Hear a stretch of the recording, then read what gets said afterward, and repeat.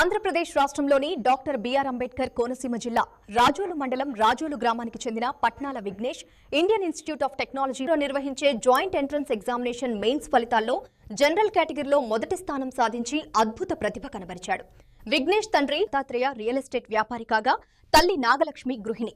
ప్రస్తుతం విజయవాడ కానూరులోని విశ్వక్సేన శ్రీ చైతన్య కళాశాలలో ఇంటర్మీడియట్ చదువుతున్నాడు. చిన్నప్పటి నుంచే అన్ని తరగతుల్లో ప్రథమ స్థానాలు సాధించేవాడని తండ్రి తెలిపారు.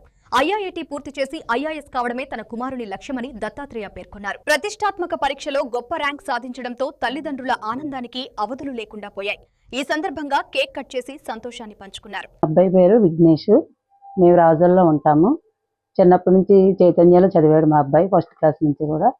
తర్వాత 8th class Vijayawada Chaitanya join అయ్యాడు.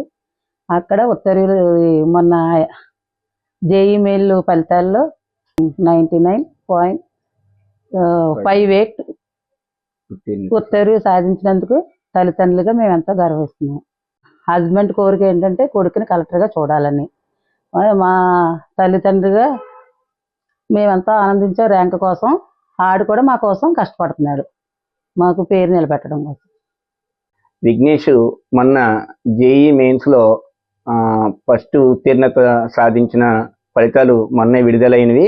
ఆ విడుదలైన దాంట్లో 99.587 ఉత్తీర్ణత సాధించినందుకు వల్ల మా తల్లిదండ్రులుగా మేము చాలా ఆనందపడుతున్నాము.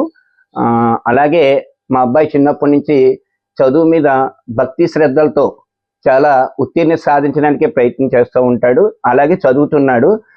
10వ తరగతి కూడా అలాగే చదివాడు, ఉత్తీర్ణత సాధించాడు. ప్రతి దాంట్లోనూ ఫస్ట్ మార్కులే.